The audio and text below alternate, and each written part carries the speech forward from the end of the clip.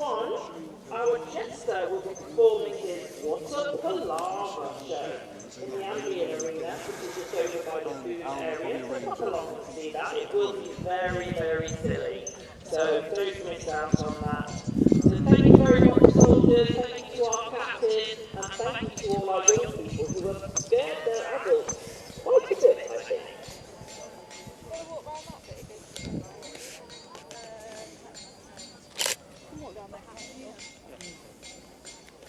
I'm just going to speak into your while, and do you want to share the last side of it?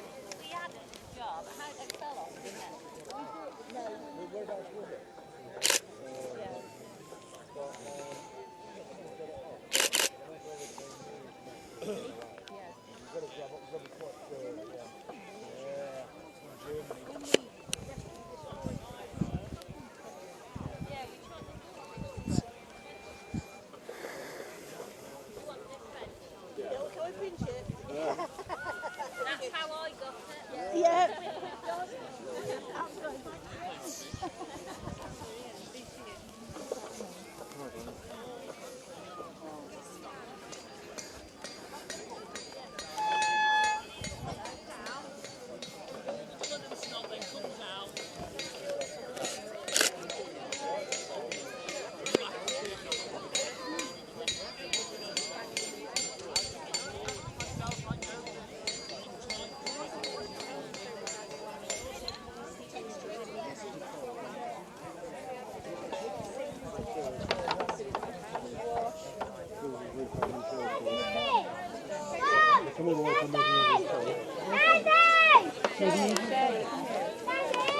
Easy chairs.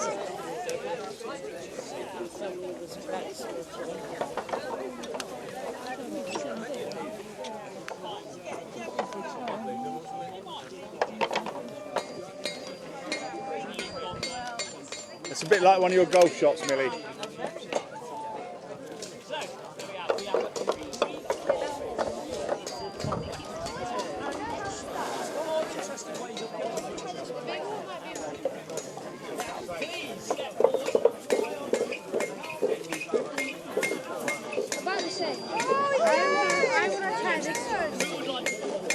Try this one now.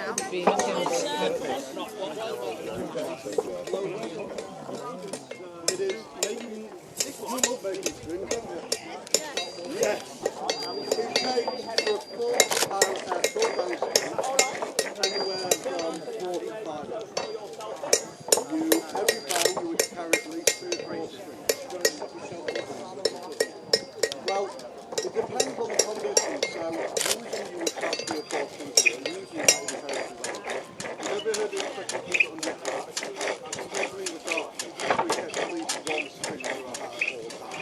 Because if it rains, linen or fibrous material, it stretches the bow then half to the and that's again another reason why we run so well as before, because after it rained, the French college, they got stuck in mud and they thought our arms were out of the game because of the rain, because of the strings. All we did is pull a string out of the bottom of our hat, put it on, murder. It's phenomenal. But I mean, when you think about what this actually is, this is a stick. I'm not. And a piece of string. Right. This is a stick with some feathers on it, and that's the only expensive detail there. And through that, English farmers became the most feared people on the battlefield for about 400 years, because no one could get close to it. I mean, the one thing we can't unfortunately play on the battlefield is one of my favourite parts about archery, is how we used to set up an archery line. So the first one would be 10 yards in front of us, we'd dig a big deep trench. Horses' legs would go into it, break, knights would come tumbling off and we murder them. That would be great. After that we threw down stuff like this. This is a caltrop. Used since the Roman period. No matter how you throw it down, you've got a spike sticking up. Now, if you've seen our shoes, you will know that that is not a good thing. Alright? You get put one of these through your feet, what happens is you're going to stop dead, the man behind you is going to push and you're going to fall onto them all. After that, we have something called swine feathers, which I need to make one. And basically, it's a great big stick, point at each end, you drive it into the ground, so the spiky end is chest height to a horse. Okay? Cavalry charge through. If they get through the pits and they get through the caltrops, the horse is going to impale itself, the knight's going to go over like that, and the archer at the back is going to stick something in his eye socket and kill him. What we have then is 30 yards behind us, we have another line set up exactly the same. So if they do get too close, we will retreat back to that line, and they have to go through it all again while we're still shooting. So there was a lot of tricks in the archers. If the English archers get dug in and they were well supplied, they were absolute menaces to everything. They were absolutely incredible. And considering an English farmer was sticking a bit of string could take down a French knight in full plate on a big war horse with full plate, that's why the French absolutely despised us. Well, starting the fact that we trebuchets through their country and actually destroyed everything else. You know what a trebuchet is, by the way? Lovely old English tactic. All the army used to get in a line, used to march through the country. If we couldn't steal it, we'd burn it. If we couldn't eat it, we'd destroy it.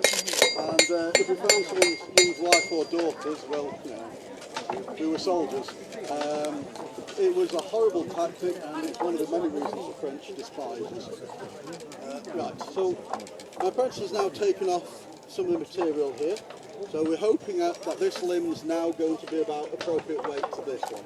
We've marked out the middle, which is where we're going to bend it from. What I've got to try to do now is get this string back on. And because this bow doesn't bend, when you try to string it, it's an absolute nightmare. So I apologise if I grunt and miss and try. He was making a table, wasn't he, for someone? Okay. So it's on and it's starting to lift away from the bow just slightly, which is quite good. Can you hold that a second? If I string actual bow, now this is actually... Yeah, well that's his actual shield there, isn't it? Look, Poppy, this is what we need to do next.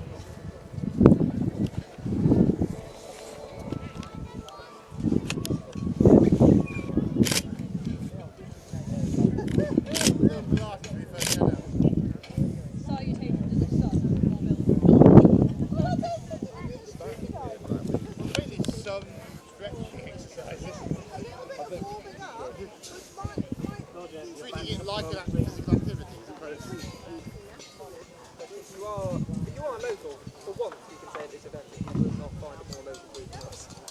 So, this is a... The greys are sort of 20 minutes away. Yeah.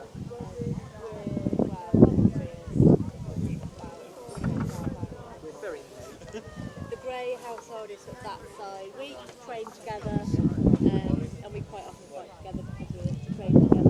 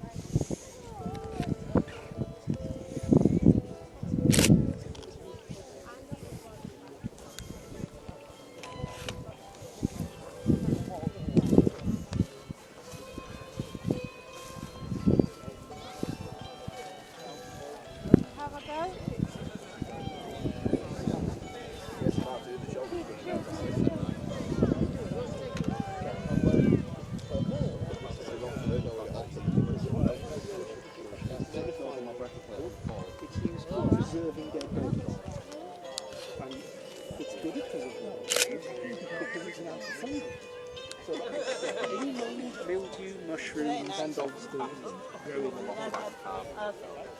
It was used in Holland.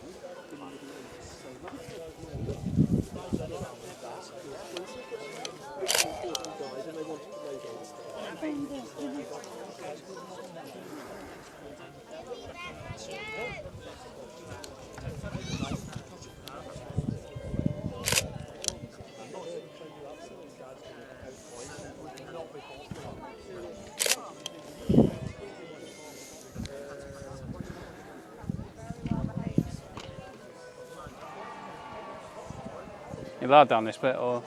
Yeah. Yeah. Any way you like it. Nice one.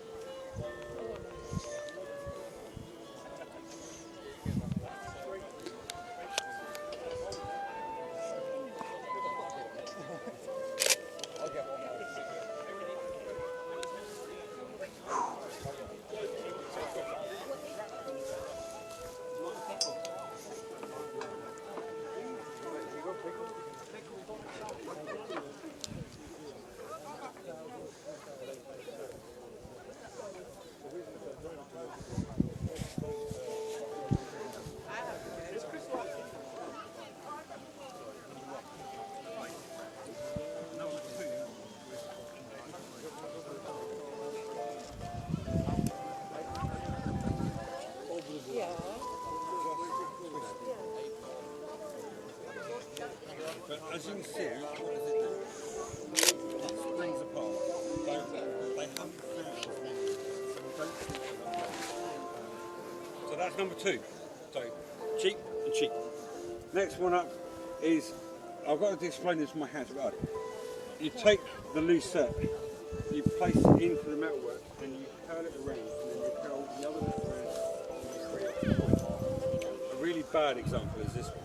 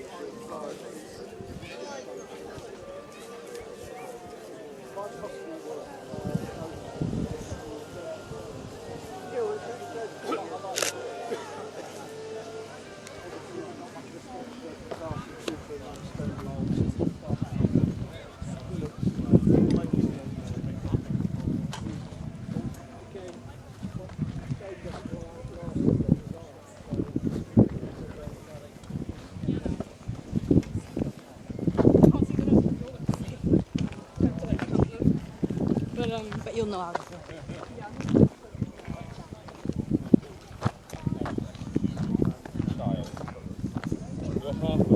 Husband's too.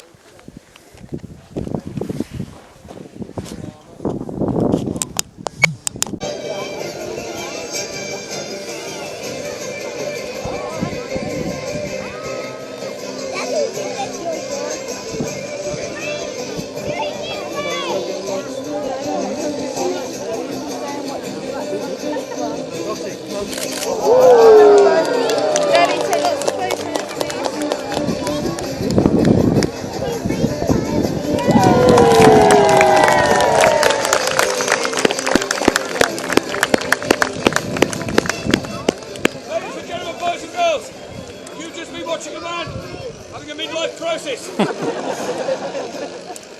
Word to the kids. Kids, don't try that at home. It leaves a terrible mess. Quick word, if anybody does any nice photos or videos, if you'd like to share them either onto the Bosworth Facebook or Instagram page, that would be great. Or my own Water Palaver, that would be fantastic. I will be back again with the Death-defying fire show at 4:45 in the main arena after the big battle.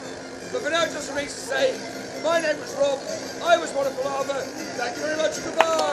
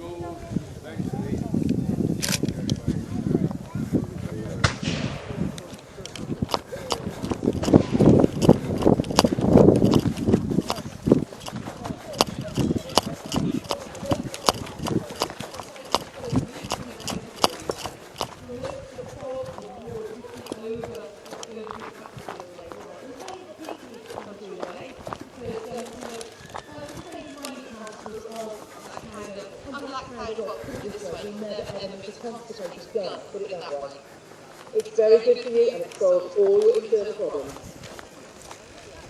So that was the guns to start off with, but these are quite a modern invention, quite a new invention. You'll notice here we have a very large block of archers.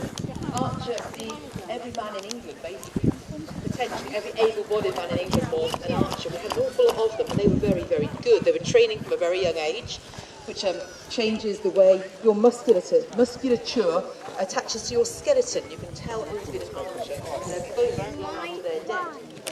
And some of these gentlemen would have actually been loosing a bow of 120-pound draw weight, and that is seriously powerful. It will lock a stick a hell of a long way. They've now got a number of, what are they going to do? A number of arrows they're going to loose, just to show you what an arrow shower actually looks like. Now, we had a small problem yesterday with what's called overshooting. Some of the camps down the bottom were somewhat surprised to have their lunch disturbed by arrows, so we're just being rather careful. This is why nobody's allowed down there at the moment, apart from people who know exactly what's going on. So we're going to see whether they can get their aim a little bit better this afternoon.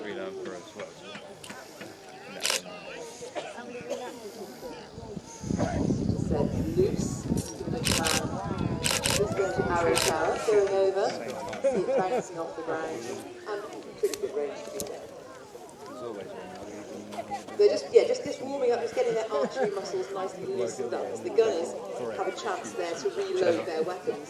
And in a moment I'll tell you a bit more about some of the guns that we've got down here. I'll let some of the gunners tell you about their guns as well, because they're all very passionate. The thing with guns, they're all absolutely mental, slightly deranged, never go into a toilet after one, and they're very passionate about what it is they do.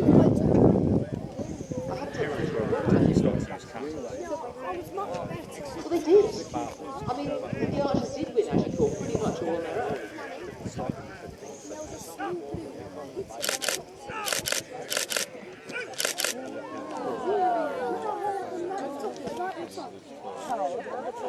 One overshoot? Yeah. You hear the commands that the master archer's giving there, knock, draw, loose. We think these are authentic commands. Knock the bow to the string, draw your bow, and then you loose the arrow. You don't fire an arrow unless you actually set it on fire. You fire a gun because fire is involved.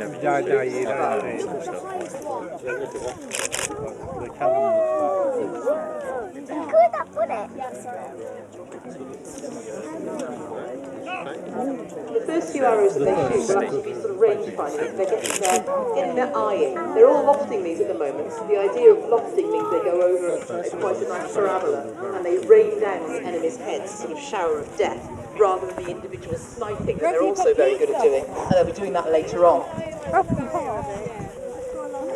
They're now apparently going to do display shooting. Wow.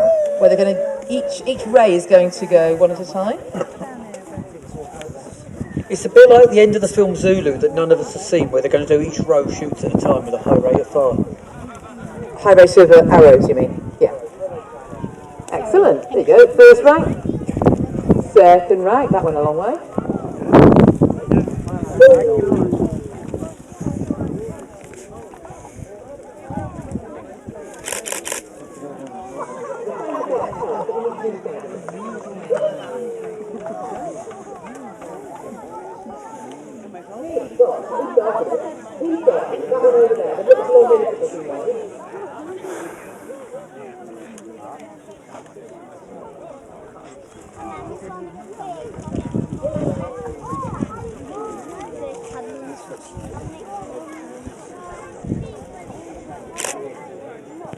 So the master going to say that you go through and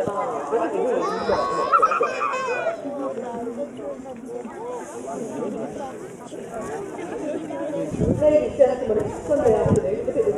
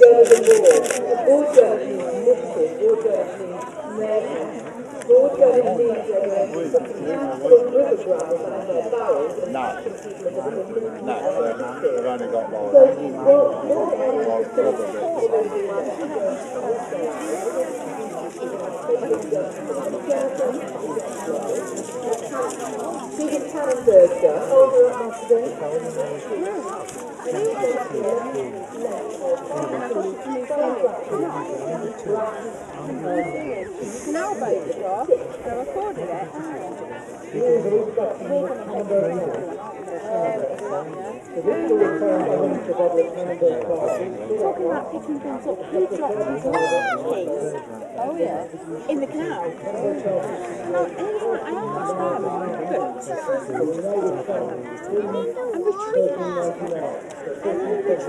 And it's not like anything else. So I have to get going.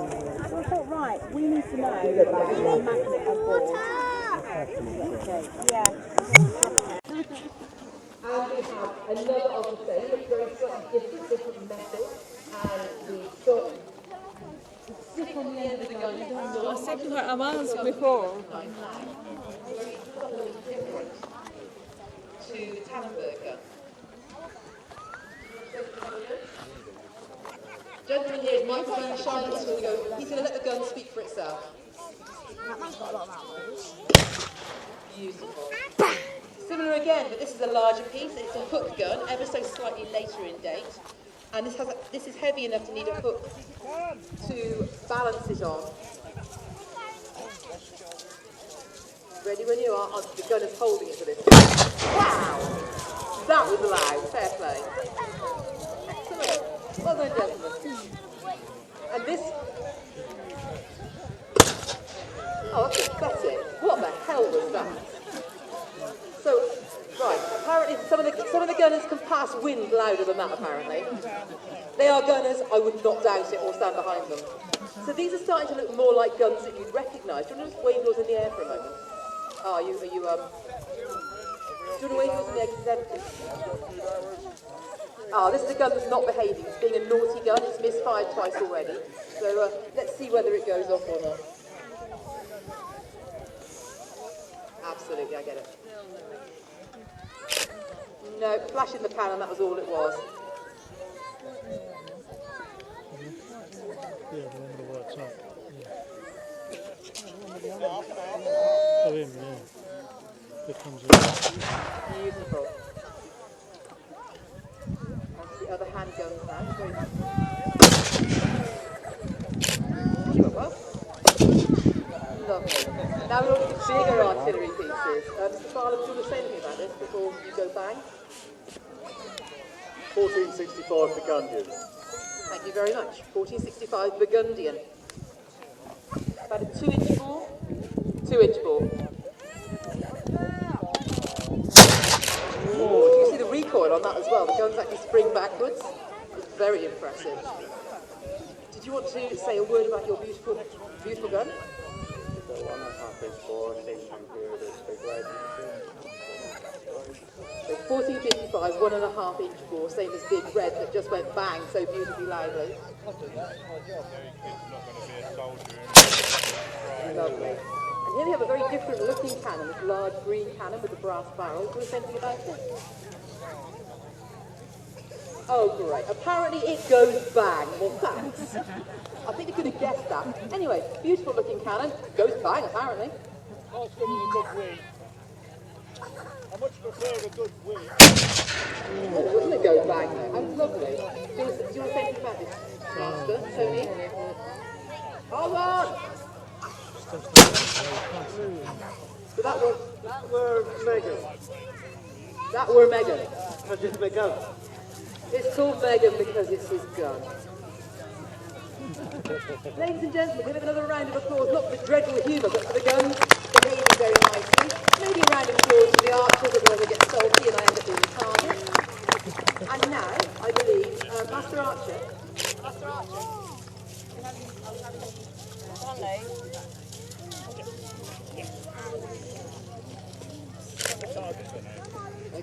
Apparently the camp at the south end of the field are complaining we're hitting them.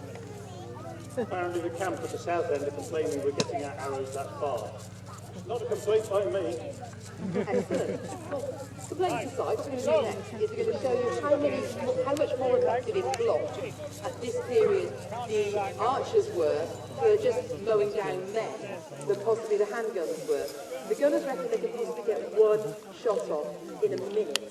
The archers, well, they should be able to get at least 12. The most I've seen is a ridiculous number, but the man had them stuck in the ground ready to go, and he was going as fast as he could. I believe he got 21, but I've never seen anyone get close to that before. Normally 12 or 13 in a minute is good and speedy, or until, like this morning's battle, you run out of arrows.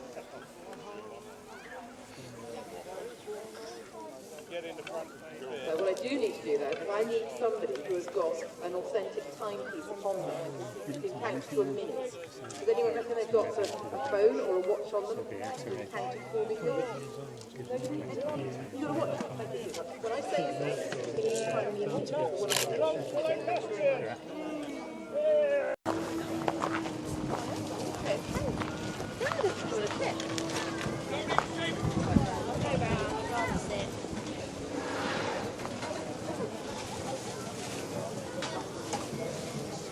I'll ask. Very much doubt it.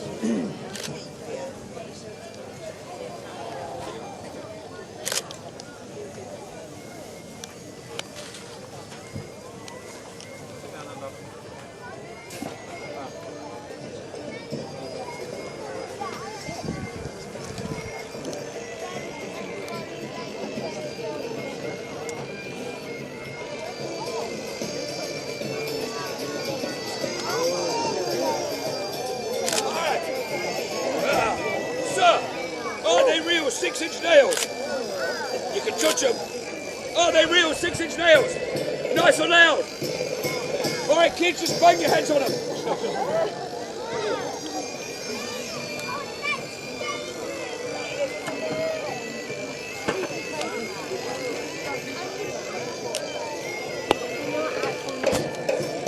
Well, still not easy doing that.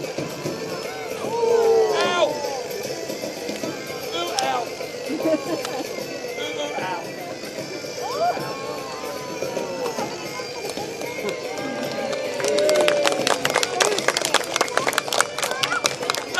do we have blood?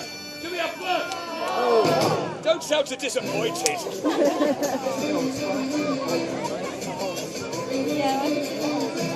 Do you want more?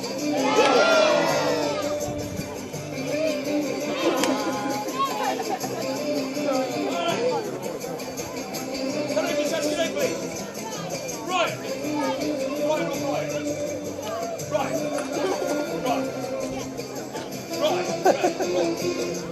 What is it? Anybody else know? Right, okay. So Ryan, let's say you talk about your own name. What's going to happen is, I'm going to lie in the middle now. You're going to stand on top of me, aren't you? I've got the first one there, and the second one there. Be very careful with that first one. You know what I mean. Charlie, step this way. Just there. Just stand next to him, because I haven't got one of them. When you're on top of him, put your arms up wide and go, hey!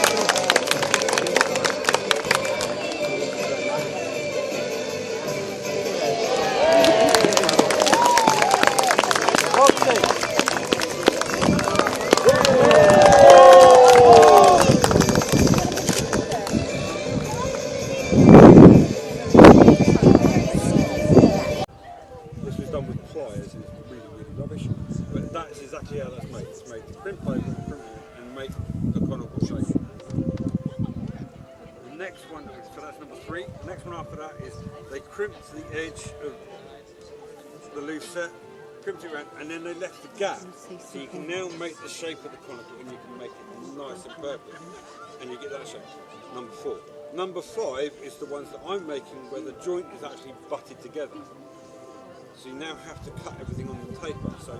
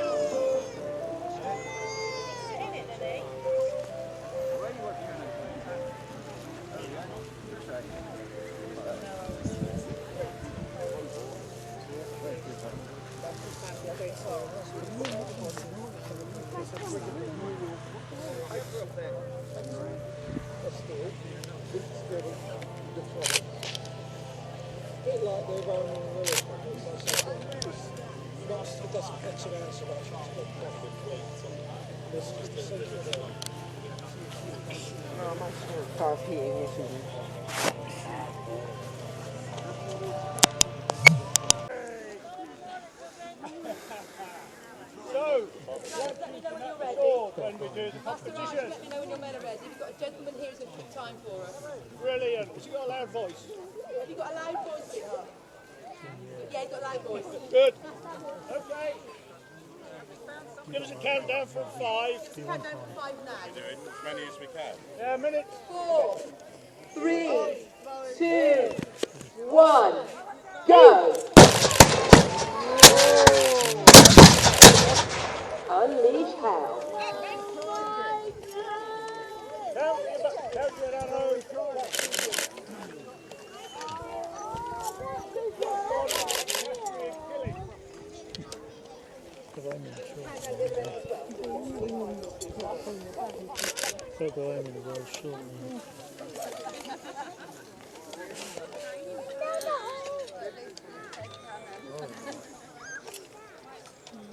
The gunners are loading as fast as they can, but I don't think they get. Oh, second shot there. Take using cocked off if you can more than 10.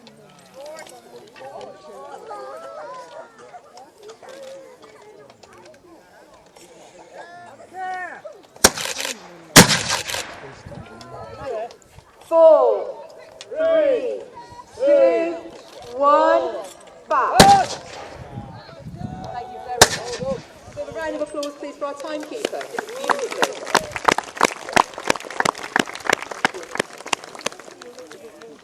Oi, that's cheating. One of the archers chucking a stick. We've got one left still. So a misfire, and he's clearing, and we have one left here. So there's going to be a few more bangs as we're going along. Archers, did anyone get more than, how many fingers and toes you got? Anyone get more than 12 arrows? More than 13? More than 14? How many? 15 in the minute. Round of applause there for the gentleman in black and white. The bumblebee wins it, yeah. And I think the most shots we got off with the cannon, with the artillery, was 2 shots. Archers! Is there still a hang fire going on? We need them all to the bit. The archers are going to go on and they're going to set their arrows. And I see at the bottom of the field you have a small block of men in all sorts of kit. They're heavily armed, so occasionally you like to give the archers something on the line.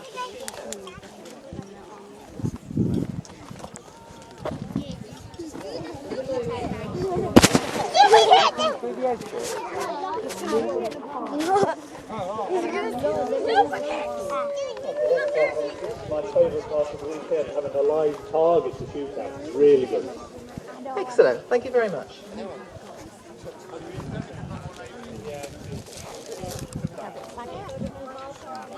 Are you still there? Richard with a fair. Both, because lofting shots first. So lofting arrows going over, trying to rain death from above onto these men. And then as they get closer, of course, we start a flat shoot. And we're going at full draw as well, which means those arrows are going in with one heck of a thud. We're using blunts, clearly. They can still smart and bruise like hell. Now you can see the archers weren't static. There's a group of men there running up the flank, and they're going to get in close to the men they're actually targeting.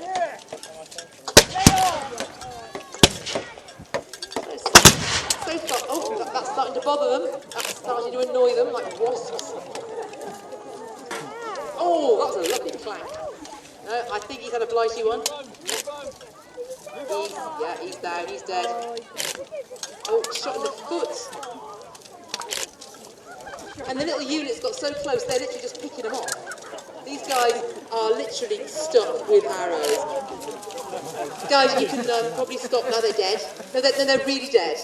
They're completely dead. They are still very all of the dead. He's not twitching, you're imagining it. Ladies and gentlemen, can we have a huge round of applause for the very brave dead men on the floor? Absolutely. No, it was much nice as the archers are actually applauding them as well, because it is a thankless task being shot at. I've been in that position twice in my life and it was terrifying. So, the gentlemen who are dead may stop frying on the ground. You can get up, they stop shooting you, I promise.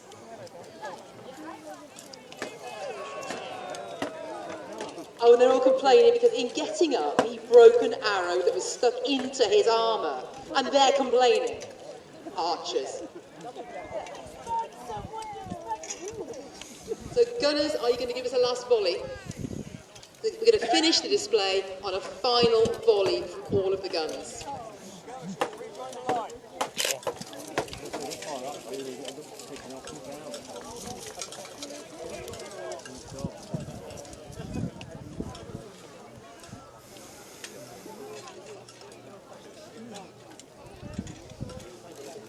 So we've got one volley to finish on. Mistress Abby there just saying she got caught up with a hang fire, so she couldn't do the commentary for that last part. But I think it's far better than that. Master Archer.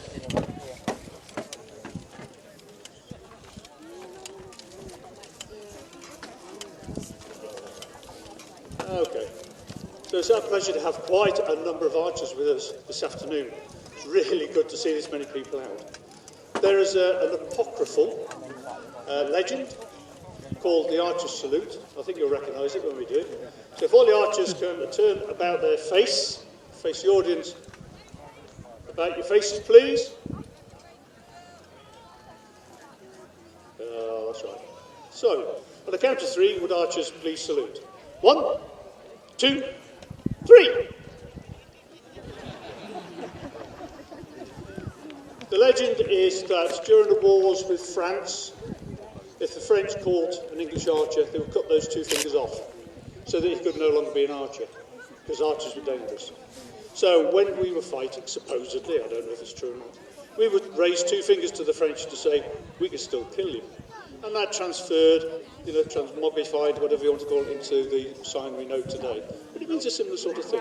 We're not too keen on you. Thank you very much. How charming. And on Sunday as well. The guns are now ready, they're loaded, and the gunners are just going to finish the display on the Master Gunner's word, on Master James's word.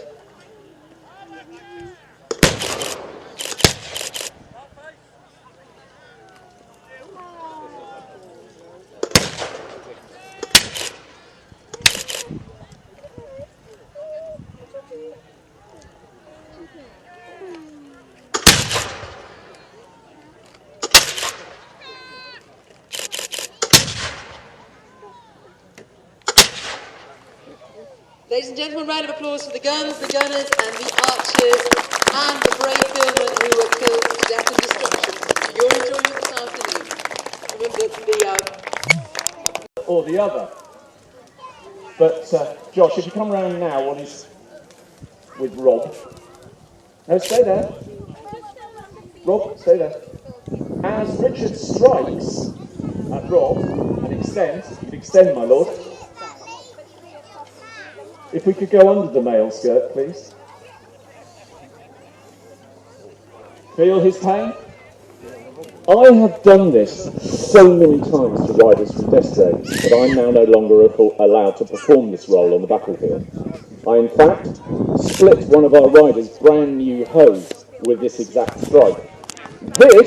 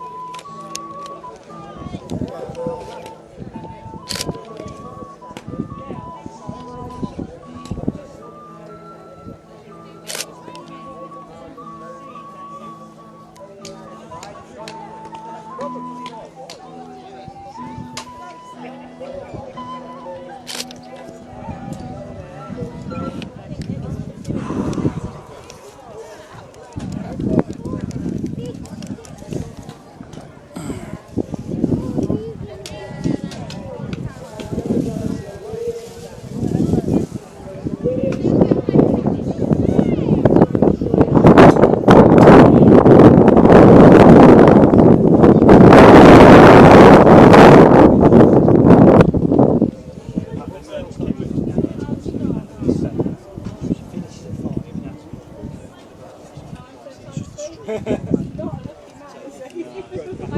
you go and watch any of it yourself? Who's going to ask to the second increase one of these films up perfectly? You need forward to one school in Oxford close to Stanford.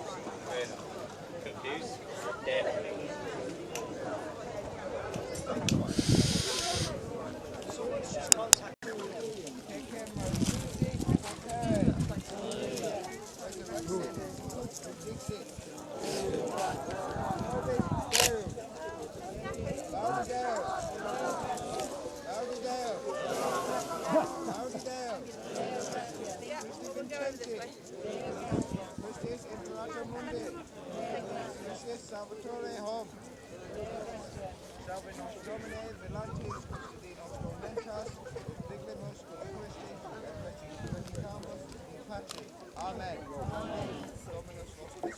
Cum spiritus tuo, in nomine Patris et Filii et Spiritus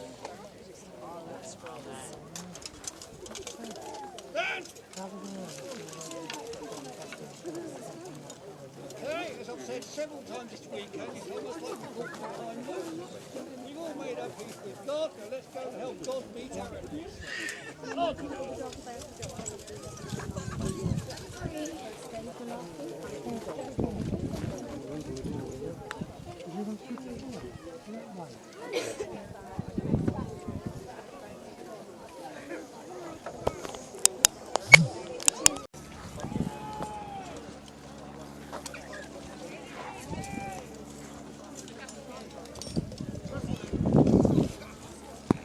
Good afternoon, ladies and gentlemen. How are we? Nice and cool? We're not. So, we are upon Bosworth ground. 22nd of August, 1485, the site of one of the most definitive battles in English history. The end of a bloodline, the beginning of another. And so we are gathered here today to recreate. Advancing to the field down at the bottom, ladies and gentlemen, we have His Grace the King Richard III of that name, horses. In the front, Murray and Blue, we have his personal forces, commanded by Richard Brackenbury. Can we wave the standard? That's it, somebody's poked the standard bearer, that's lovely, thank you. So, red and blue for Gloucester, ladies and gentlemen. Colours are very important. It's like your favourite football team. If you get it wrong, it's bad. So, following them, ladies and gentlemen, we have the gold and red of my Lord Howard. Now, I'll give you a bit of a character thing on both of these people. The red and blue, wave the flag, go on, there you go. Richard Brackenbury, Sir Richard Brackenbury. A close friend to the king, not a particularly experienced battlefield commander, but politically quite cosy with the king. Some might even refer to him as a bit of a lapdog. Then coming up, we have the gold and red. Can we wave the standard? Howard, wave your standard. Wave your standard. Thank you, that's it. We have the red and gold of my Lord Howard and his son. Now Howard, in his youth, bit hot-tempered. Not the most experienced battlefield commander here, but he knows his job. His young son is with him, who apparently is even more hot-headed than he is. And temper on a battlefield is not wise, ladies and gentlemen. Nearest to me, we have the guns from the Tower of London. Now, His Grace has had them moved because he's been expecting this attack for some time. Obviously, Tudor landed at Milford Haven and has been making his way towards the centre of England for some time. So Richard has had time to bring the guns from the Tower of London. Now, guns are important, ladies and gentlemen, because the loudest thing most people have heard in my period is the crack of thunder. So something that sounds like thunder, smells like Beelzebub's lair with sulphur, and sends a bouncing ball of either stone or steel encased in lead down a field, which will rip you to pieces, and quite possibly, because you're stupid, you'll try and kick it like a football, you'll take your leg off. So cannonry is very important. Now you can see, ladies and gentlemen, mustering down the bottom the forces of Tudor. But also arriving, if I'm lucky, is the king himself on his horse. Your Grace? Are you there? No, not yet. So, ladies and gentlemen, you can now see Stanley, Your Grace? Stanley colours every field. I, of course, am Thomas Stanley, and the dashing young fellow in front of them is my brother William. Now, William and I have had a bit of a talk about the forthcoming battle, and, well, we're not really sure that we should commit. Troops are expensive, and in these troubled times, winnowing them away when unnecessary is perhaps rash. And something the Stanley family has never been known for, ladies and gentlemen, is being rash. So, give us a wave, William. William, are you there? It's a bit mutton, actually, ladies and gentlemen. Hello, William! Good boy, keep it there. Now, I think the King's a little miffed with us, because we haven't actually said we're going to fight. But of course, we are here. I mean, Tudor, the name does sound familiar. Why is Tudor familiar to me? Oh yes, I'm related to him. But we'll forget about that for the moment, because it upsets the king. Is His Grace with us? Yes, Lord Strange being, of course, my son.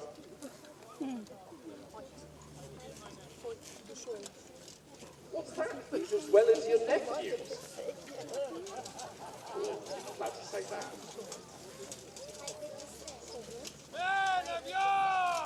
So, Stanley's prevaricated, and of course, my lord, we'll wait for you. The king now greets his troops.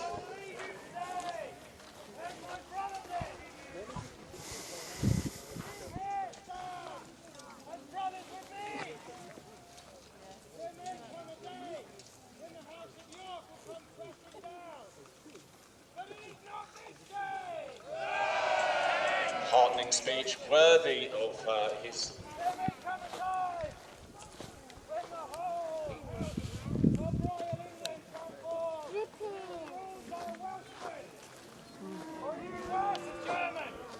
So he's giving them a stark choice, ladies and gentlemen. Fight well or become Welsh. I leave the choice to you.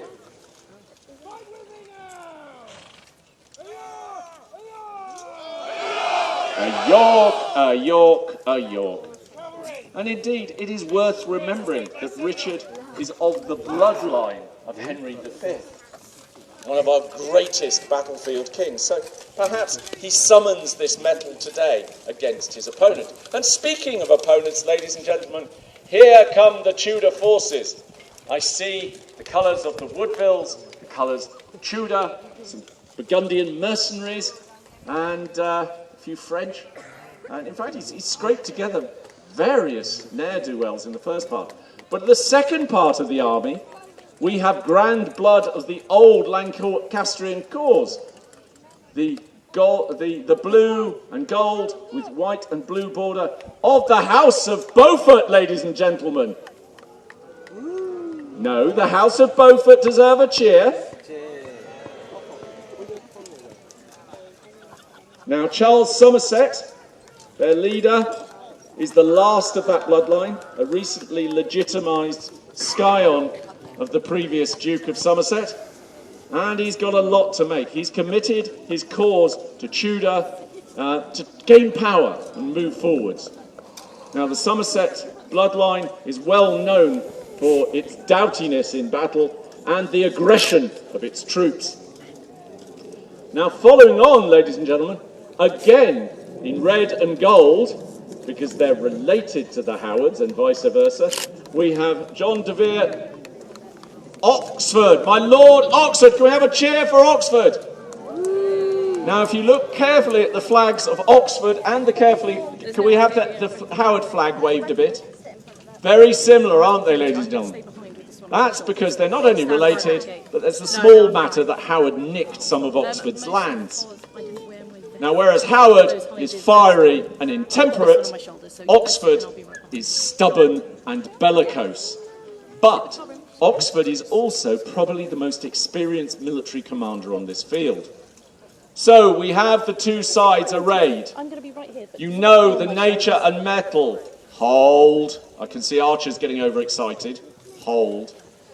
So those, ladies and gentlemen, are our players. And players we are. But all those years ago, on the 22nd of August 1485, real men died, real men bled, real men cried. Women became widows, children became orphans. Fathers, mothers lost their sons, sisters, their brothers. So this is a solemn remembrance as well as a mummery for you. So I ask you, from the first cannon shot that I will order to the second, to maintain a minute's silence. But first, knees.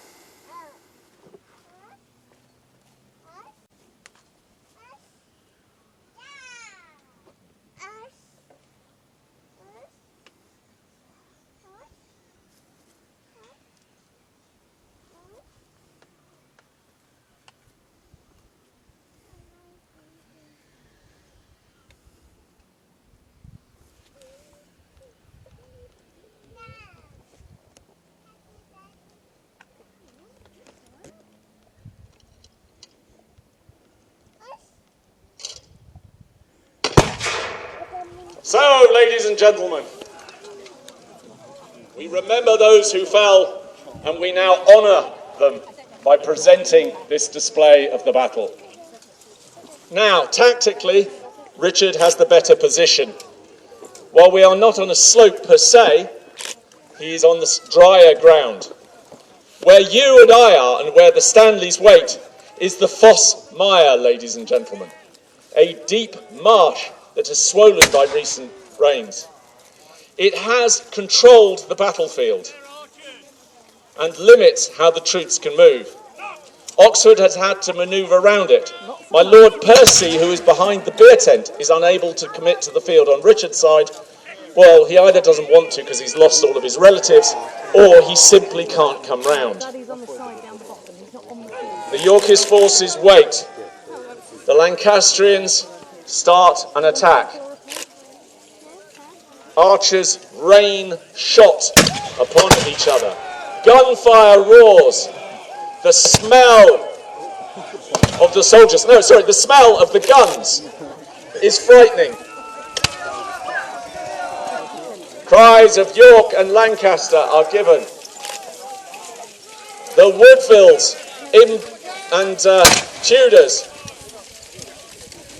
oh, they're way ahead of everybody else. They're a little bit overexcited, ladies and gentlemen. They lack support from my Lord Somerset and my Lord de Vere of Oxford. The first engagement starts, ladies and gentlemen.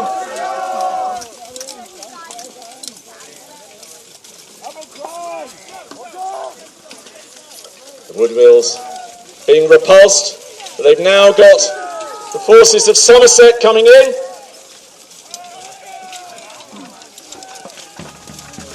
De Vere has engaged. Now, as Somerset, Woodville, Tudor, Al and the Oxfords engage, Brackenbury and Howard try to flank them.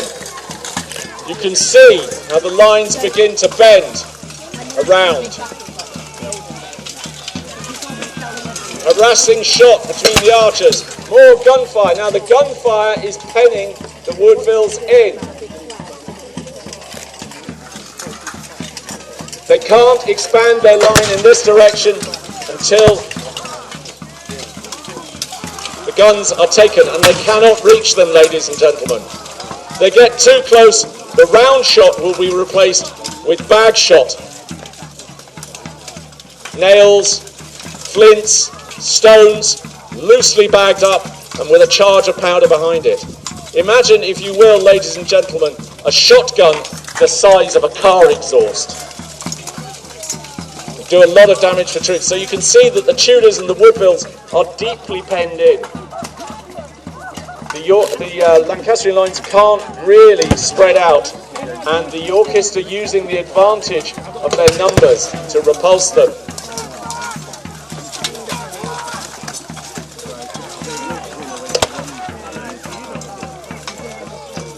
Now this, ladies and gentlemen, is not the sort of modern war where you've got a spy in the sky, you point at somebody and somebody drops a shell on it. This is visceral, ladies and gentlemen. You see the eyes of the man you're fighting. You smell his blood as you slay him. You hear his cries, feel his breath, smell his breakfast. The first attack has not gone well for the forces of Tudor. Oxford will have to pull something out of his hat for this. Now you can hear the orders as they went in. Aventray to present the arms, Thrang to attack. Now you have retire in good order and retray or retreat. Oxford still engaged. As as Woodville and Somerset disengage, Gloucester's men reforming. His Grace, the King's men reforming. Sorry, just excuse us putting the smoker out. Howard and Oxford still locked in a heated exchange. Now, Brackenbury bringing his block forwards into Somerset and the Tudors and the Woodvilles. They're trying to break through.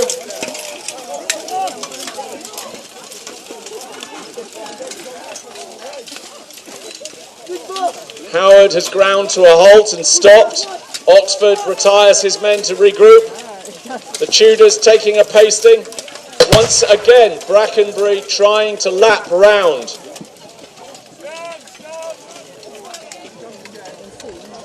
The Tudors giving good account of themselves. They're heavily armoured men, thrusting forward out of the lines to try and break Brackenbury's men.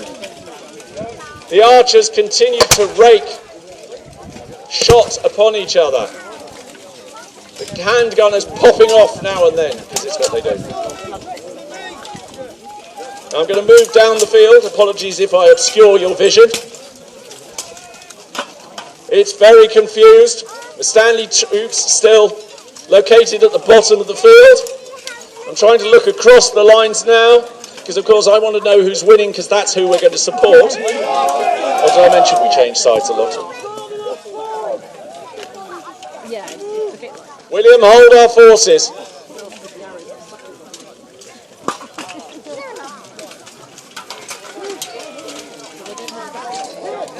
It's got very confusing, ladies and gentlemen. But the lines are breaking.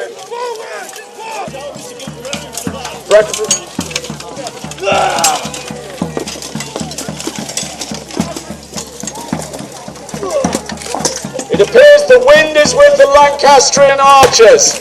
They are overshooting. They may wish to retray their aim. Archers, Lancastrian archers, shortening their aim. It's called a Q, ladies and gentlemen. So, Tudor and Woodville have withdrawn. The Somerset's reordering their lines with their heaviest men at the front. Oxford and Howard still in that grudge match over who said what over that bit of land at the wedding.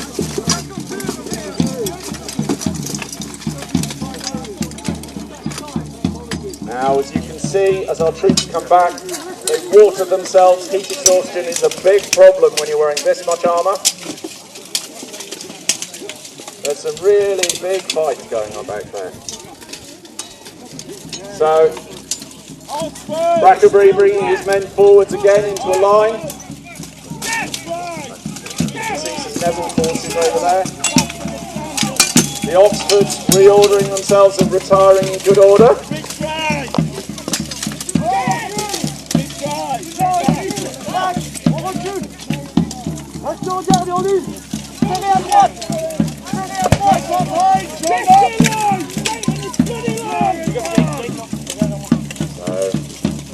Stalemate now, ladies and gentlemen. But each assault, each attack, winnows away men. I can see one of the standards that's dropped is Walter Devereux, one of the commanders that Lord Howard has, and it does appear that they've lost one of their battle line commanders. Now this means, as they retreat, they're going to have to pick new sergeants and men. Counter-charge by the Somerset. Nicely done, boys. Not that I'm biased. And the line slipped further down the field, ladies and gentlemen. Howard fought to a standstill, still trying to reorder his men after the loss of Devereux. Brackenbury giving trouble to Tudor and Woodville. My Lord Somerset's men fighting forwards, repulsing the Brackenbury troops, holding well. But yet again, ladies and gentlemen, whatever side you're supporting, men are dying. Forces are growing smaller. Wounds are beginning to exhaust men. Even the smallest cut begins to bleed away strength. I can see Humphrey Stanley, some of his men engaging.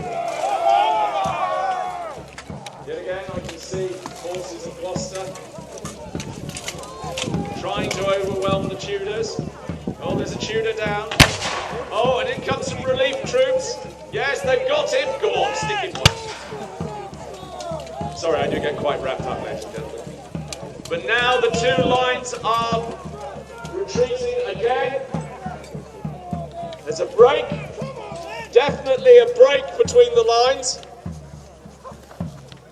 A definite break between the lines.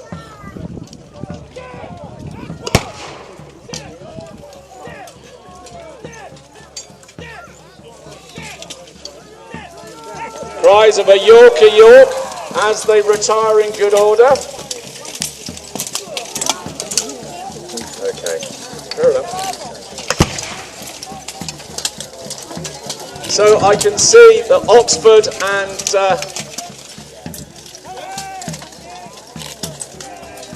Howard are engaged again.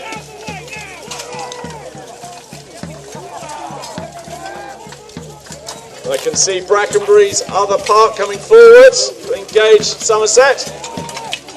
Just going to move further down. The battle is pushing down the hill, but also moving to one side, ladies and gentlemen. The movement backwards is compressing the fight. It's becoming a rolling melee. In fact, my Lord Oxford has given a command, I've heard, to the standard, to the standard. This means that he has told his men they should not be more than 9 foot or 3 yards from the standard. This compresses into a column, and this will allow them to counterattack with some force.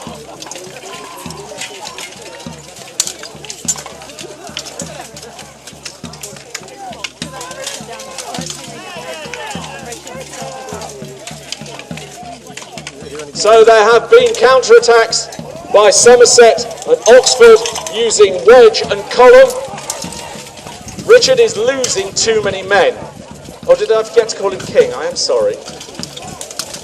Henry, fearing that Oxford will be overwhelmed, has moved closer to the mire and the thin lane at the bottom, which would be a good escape route. I can see his bodyguard moving. Counter-attack by the Somersets. They're doing well, ladies and gentlemen. Oxford has counter-attacked Howard. The younger Howard has been wounded.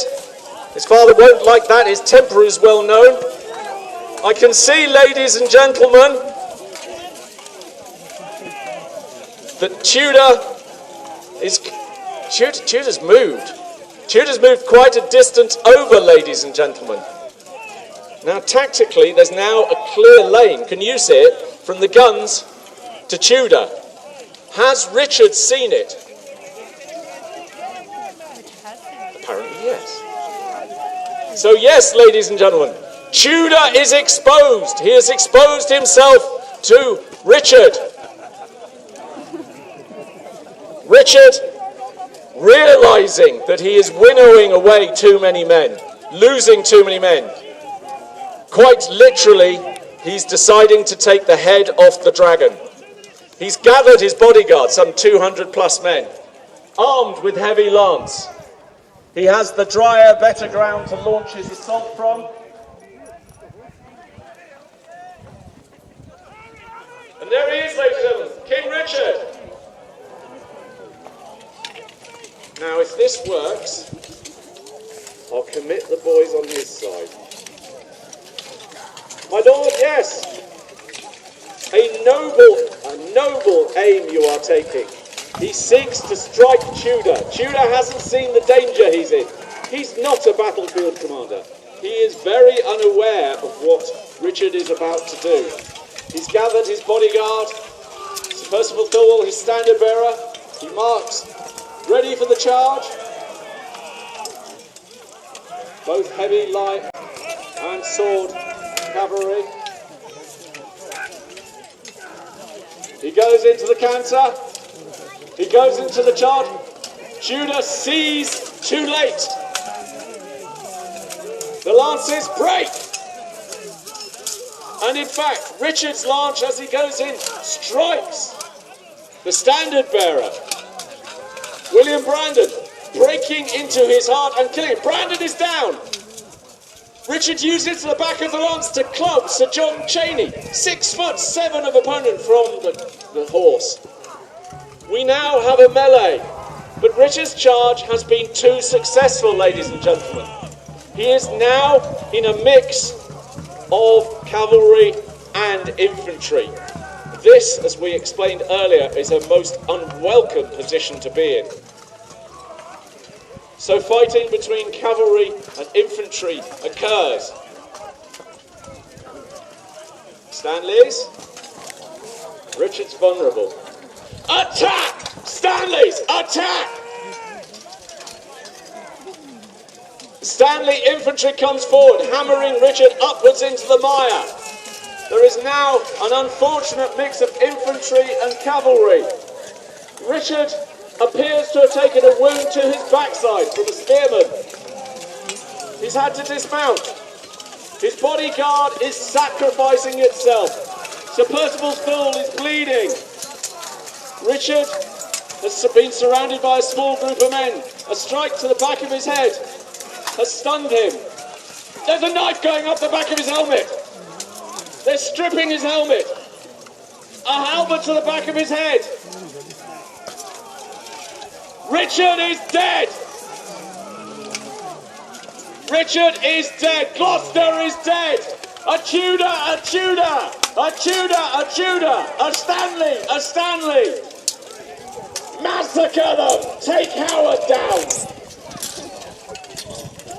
Brackenbury's dead. Thor's dead. Richard is being stripped.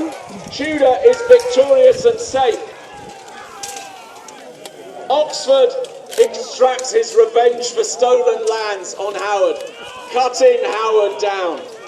The young Howard is captured. No Yorkist is safe at this moment. Desperate cries of a Yorker, York, and it's really desperate, I tell you. You've lost. The Tudor standard is reclaimed. By right of might and victory, there is a new king, free of taint, of rumour, and all that is said of Richard. I give to you my liege, my new lord, my relative. I give you Henry Tudor, king, 7th of that name. I claim this land by right of arms and by fought of arms and right of conquest. But today I've triumphed upon this field of Bosworth. My reign shall be dated from yesterday. So every man in arms against me here is a traitor. But I will admit them to my peace, and I will pardon every one of them that comes to me in peace. For I resolve to rule all in peace and harmony. But he who does not come to me, to him I will give a sharp answer.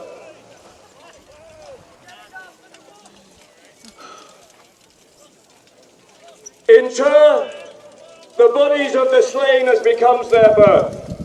Proclaim a pardon to the soldiers fled, and I will unite the white rose and the red. England hath long been mad and scarred herself. The brother blindly shed the brother's blood. The son compelled been butcher to the sire. All this was true of York and Lancaster. Oh, now, let Richmond and Elizabeth, the true succeeders of each royal house, by God's fair ordinance conjoin together in smiling plenty and prosperous days. Now civil wounds are stopped, peace lives again, that she may long live here, God say, Amen. Bring me Sir Rhys ap Thomas and the man Gardiner.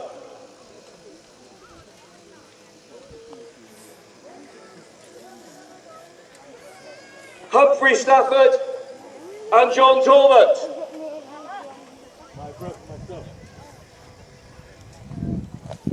Your missus is here.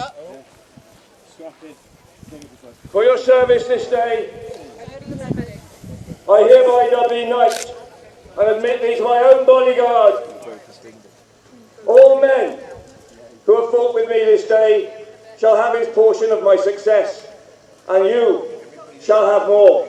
For you it was that slew the wretched, wicked, and usurping Boar. And there is one man more who requires a mention. For this man, my beloved butler, for 8 and 30 years, has served this Lancaster cause. But today, he takes a vow that no more will his sword be willingly drawn from its scabbard. Today this man leaves his military service with honour bright and high. Can we thank him for his service, ladies and gentlemen?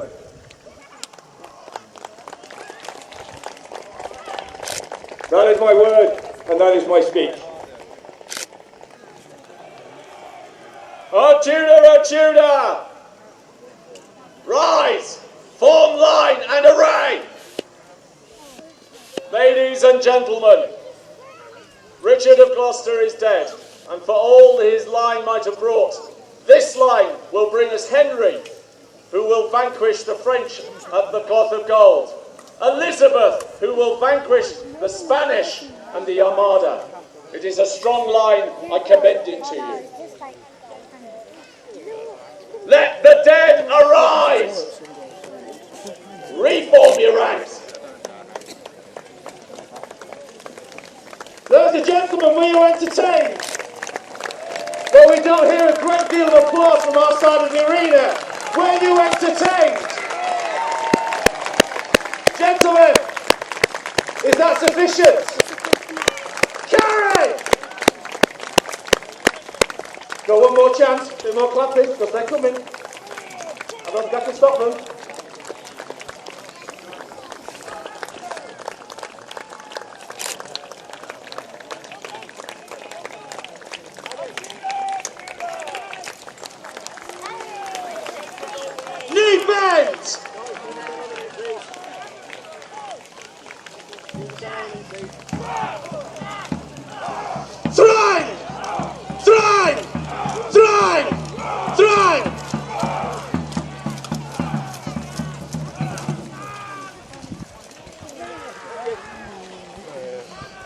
gentlemen, we are the Wars and Roses Federation.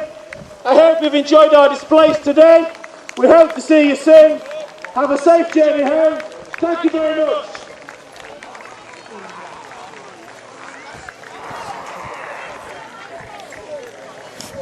Can I ask everybody to move out the way because we're going to get the horses through? Oh look! I see two. Just hang on a second. Right, we need to stop. We're just going to bring the horses through. Otherwise we're trying to get through all these people. Just hold them here. Can I give this to you? You can. Hold here. Add a bit of background to hold it down. I'll come and put it in front of you in a second. Standard is very important so that people know where their side is. So, different flagships.